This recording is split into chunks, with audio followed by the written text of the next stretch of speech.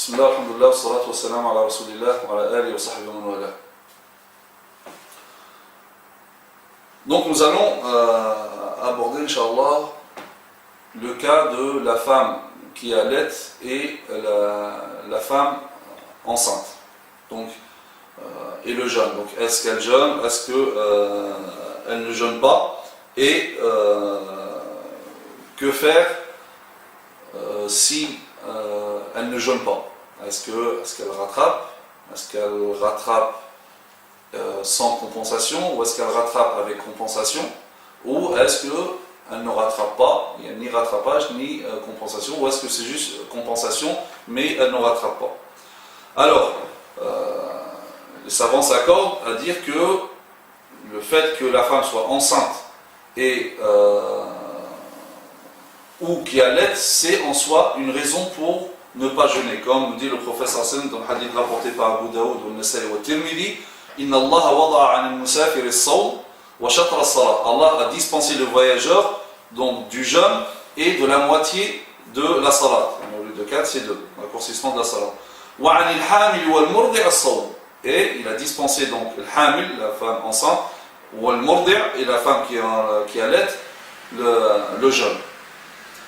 Mais ensuite, donc, comme j'ai dit, ils ont divergé. Est-ce que elles sont comparées donc aux malades et donc elles devront uniquement compenser, ou elles sont comparées donc à la personne âgée et donc une personne âgée qui ne peut pas jeûner, et donc elles vont compenser uniquement. Donc première comparaison, c'est selon, donc comparé aux malades, donc elles vont devoir rattraper, ou comparé à la personne âgée, et donc là elles ne rattrapent pas et elles vont compenser.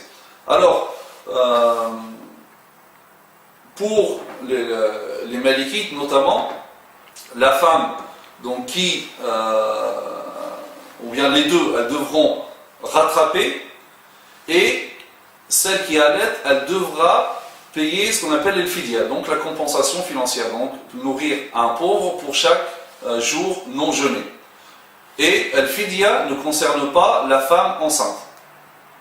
C'est uniquement pour la femme qui allait le fidya. Donc pour les malikites, les deux rattrapent. Et en fait, le rattrapage, c'est pour la majorité des savants. Après, est-ce qu'il y a le fidya ou pas, ou dans quel cas, pour ne pas rentrer dans tous les avis, l'avis des malikites, c'est qu'il y a rattrapage. Par contre, la compensation, donc, elle s'impose à la femme qui allait, mais pas pour celle qui est enceinte. Celle-là, elle va rattraper uniquement. Ceci dit, il y a un autre avis, l'avis de Ibn Omar et d'Ibn Abbas, et d'autres tabi'in comme Ibn Jubayr et d'autres. Donc ils disent que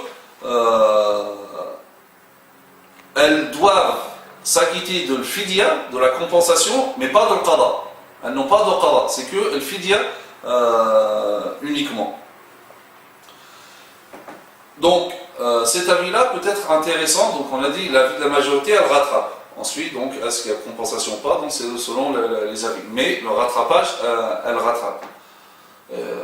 Donc, il est intéressant de prendre l'avis de Ibn Omar et de Ibn Abbas, lorsque, par exemple, dans un besoin, pour un besoin. Si, par exemple, nous prenons une femme qui est souvent enceinte, soit elle est enceinte, donc elle tombe enceinte, elle a un enfant, elle allait, juste après elle retombe enceinte, et elle allait, donc elle est soit enceinte, soit elle est en train d'allaiter. Celle-ci, donc ça sera très compliqué pour elle de rattraper. Donc dans ce cas-là, donc rien n'empêche de prendre l'avis d'Ibn Abbas et d'Ibn Omar et de lui dire, elle va juste compenser, mais elle ne va pas rattraper. En dehors de ce cas, en dehors du besoin, vaut mieux s'arrêter sur l'avis de la majorité. Donc elle rattrape. Si elle est enceinte, donc elle n'a pas à compenser, et si c'est juste pour allaitement, donc elle va compenser. وسبحانك اللهم وبحمدك نشهد أن لا إله إلا أنت نستغفرك ونتوب إليك وصلى اللهم على سيدنا محمد وعلى آله وصحبه وسلم تسليما والسلام عليكم ورحمة الله وبركاته.